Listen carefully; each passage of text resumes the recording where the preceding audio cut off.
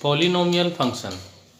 In polynomial function we have discussed already linear. Now we have two part. When degree is greater than equal to 2, degree जब 1 है तो linear होता है, उसको हम कल कर चुके हैं. इसमें odd degree polynomial, it means 3 power 5 power 7 power x की पावर 2n plus 1. ठीक है. even degree polynomial, even degree polynomial, x square x raised to power 4 x raised to power 6 x raised to power 8 dot. Okay. अब आगे ध्यान से देखना. इसका जो ग्राफ होता है वो ऐसे बनता है. ये इसका ग्राफ है जो यहाँ पे बनेगा.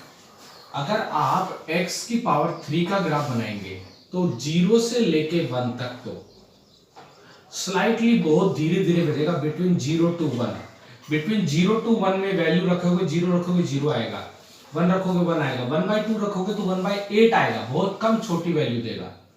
ठीक है. लेकिन जैसे ही 1 से वैल्यू रखोगे तो बहुत फास्ट एकदम बढ़ेगा. जैसे 2 रखने पे डायरेक्ट 8 आंसर देगा, 3 पे 27. सेम 0 से -1 के बीच में ऐसे होगा. जैसे आप x की पावर 5 का ग्राफ इसी में बनाओ तो ऐसा बनेगा.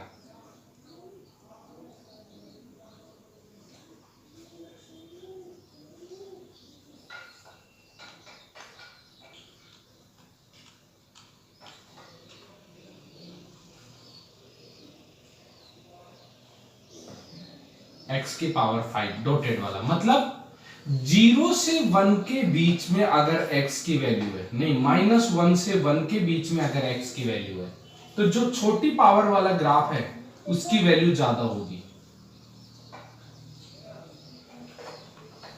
ठीक है. अगर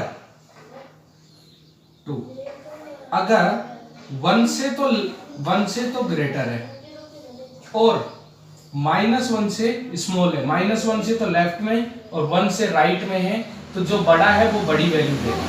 मतलब जो बड़ा है वो बड़ी वैल्यू देगा ऐसे. ठीक है.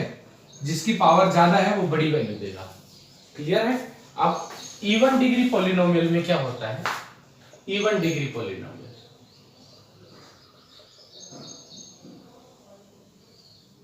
इवन डिग्री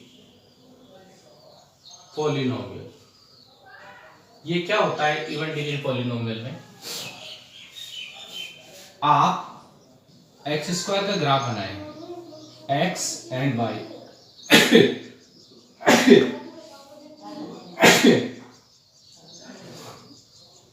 0 रखा 0 आंसर आया, 1 रखा 1 आया, 2 रखा 4 आया, -1 रखा 1 आया, -2 रखा 4 आया, 0 पे 0, 1 2 -1 -2, 1 पे 2 3 4, ऐसे ग्राफ बनेगा. ठीक है. ये किसका ग्राफ हो गया? एक्स स्क्वायर का. एक्स की पावर 4 का ग्राफ वापिस वही -1 से 1 वाला तरीका.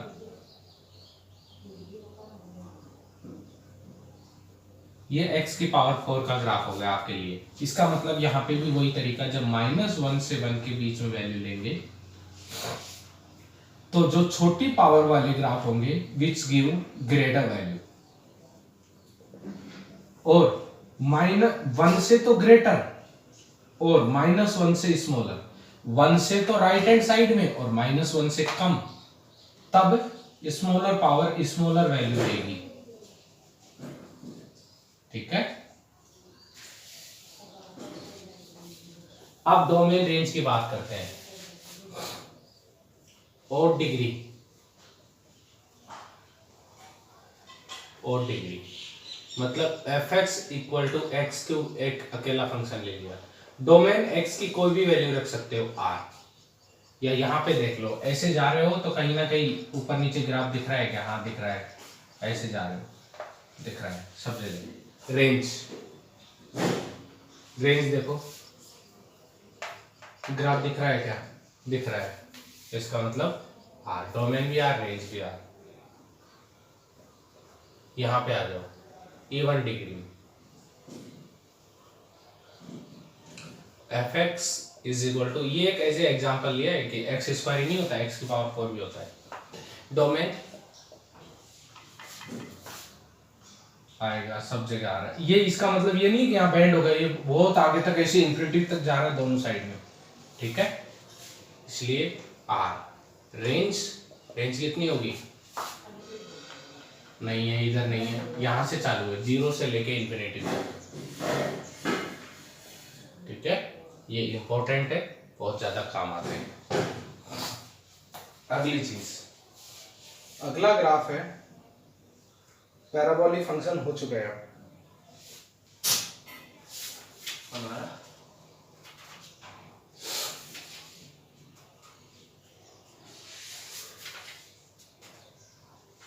हाँ, नेक्स्ट इज रेसिप्रोकल फंक्शन। उससे पहले देखो rational function, rational function, rational function क्या होगा? f is defined real number to real number, f(x) is equal to 1 by x, real number to real number, f(x) equal to 1 by x। Box बना लो, better रहेगा। x y एक एक value रखते हैं, 0 रखा, 0 रखने पे कितनी वैल्यू आ रही है? इंफिनिटी। इसका मतलब क्या है? ये 0 इसमें होगा ही नहीं, क्योंकि 0 पे इंफिनिटी दे रहा अनडिफाइंड। लेकिन हम रख के देख रहे हैं कि हमें आइडिया लग जाए। 1 पे 1, 2 पे 1/2, 3 पे 1/3, -2 पे -1/2, -3 पे -1/3, -4 पे -1/4, 4 पे 1/4, ठीक है। यहाँ पे रख रहा हूँ, ग्राफ बनाना चालू करते हैं।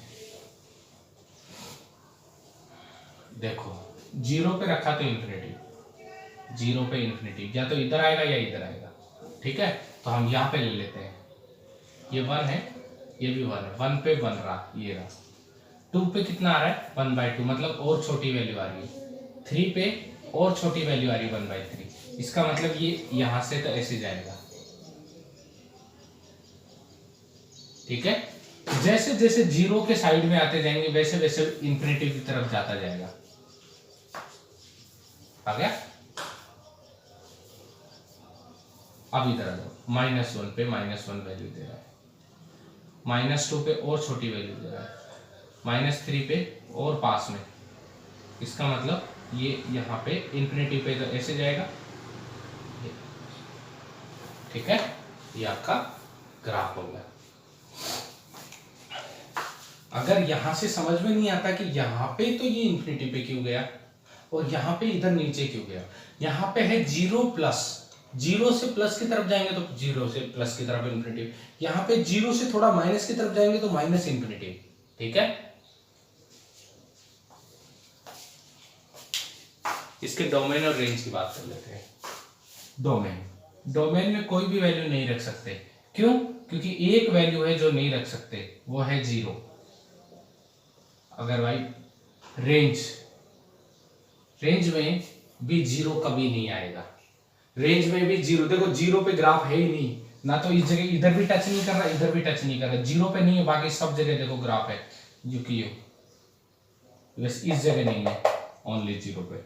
रेंज में भी ये नहीं, ठीक है।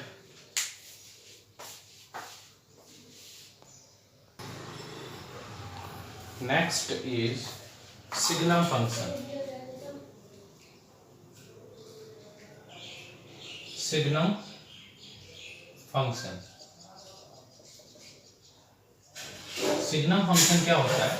इसको लिखने का तरीका होता है f is R2R, f(x) equal to modulus x upon x when x not equal to 0, 0 when x equal to 0। या इसको आप ऐसे भी लिख सकते हो, जो मॉडुलस x है उसको डिनोमिनेटर में भी लिख सकते हो, ठीक है, और 0 x इक्वल टू 0, ठीक है।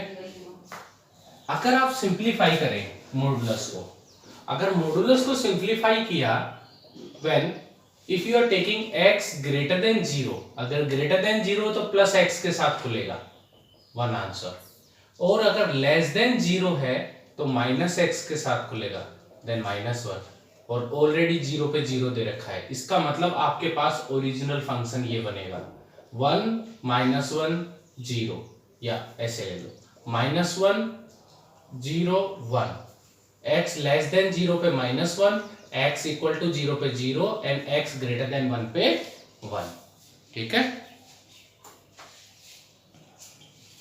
आगे सुना, इसका ग्राफ कैसे बनाएं। देखो यहाँ पे जो आपको फंक्शन दे रखा है उसमें पर्टिकुलर, हाँ ठीक है, तो आलू प्याज ले आओ, खरबूजा ले आओ, तरबूज, सिग्नम फंक्शन, ओके।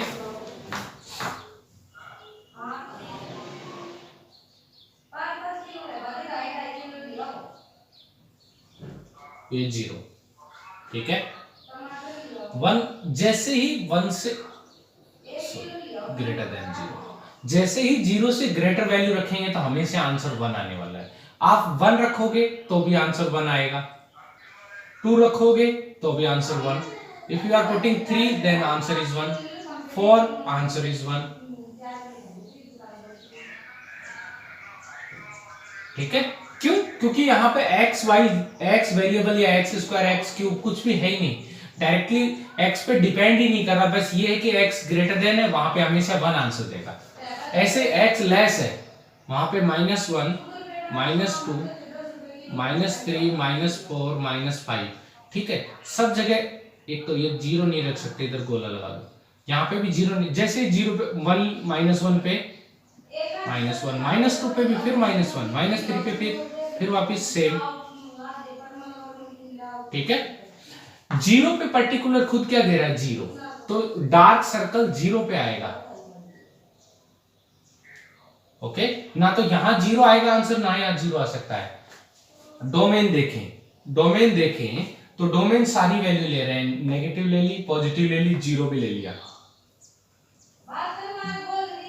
रेंज 3 ही वैल्यू दे रहा है, एक तो -1 0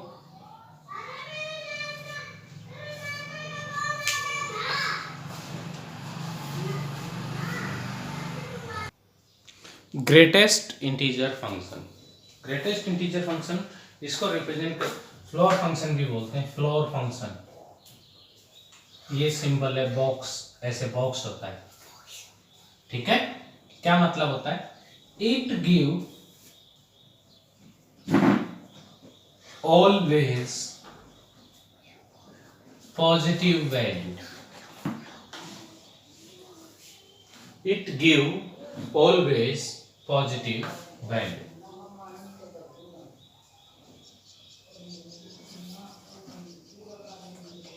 थ्री इंटीजर है एज इट इज आएगा, -3 -3 2.7 कितना है 2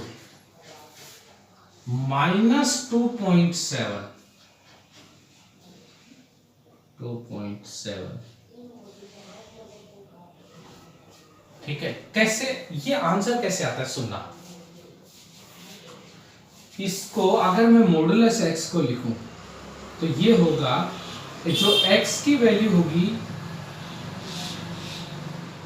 वो x -1 से लेके x तक होगी, ठीक है।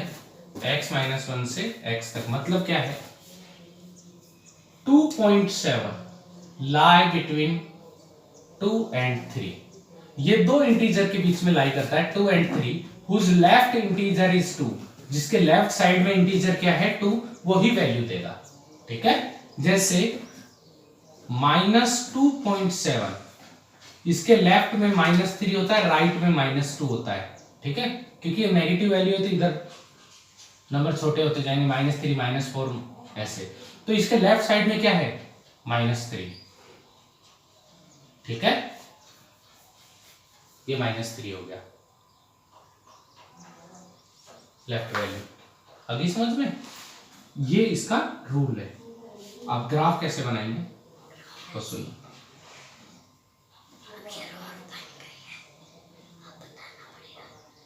सुनेंगे ध्यान से एक एक चीज।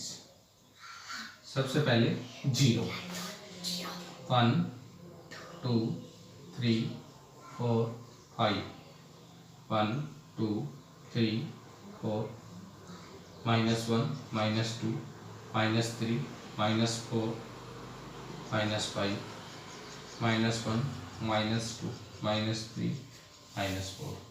ध्यान से सुनना, आप 0 रखा तो 0 आंसर आया, ठीक है, रखा तो 0 आंसर आया। ये चुप।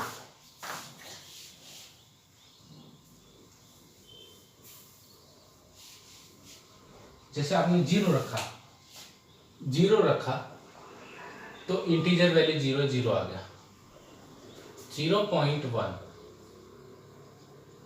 0.1 तो भी 0 और 1 के बीच में आता है, 0.5 भी किसके बीच में आता है, 0 और 1 के, 0.9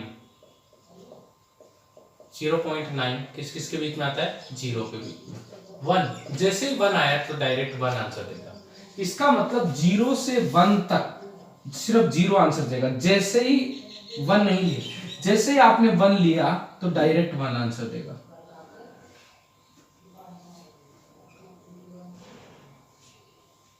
ठीक है, ऐसे ही ये एक वन साइड चश्मा बोलते हैं जिसको, ऐसे, ठीक है। तो इसका domain you can take any value. Range में आपको सिर्फ इंटीजर वैल्यू मिल रही तो इसको बोलते हैं जेड और आई, इससे रिप्रेजेंट किया जाता है। मतलब कौन सी, 0 1 2 3 dot dot -1 -2 -3 dot dot dot, ठीक है।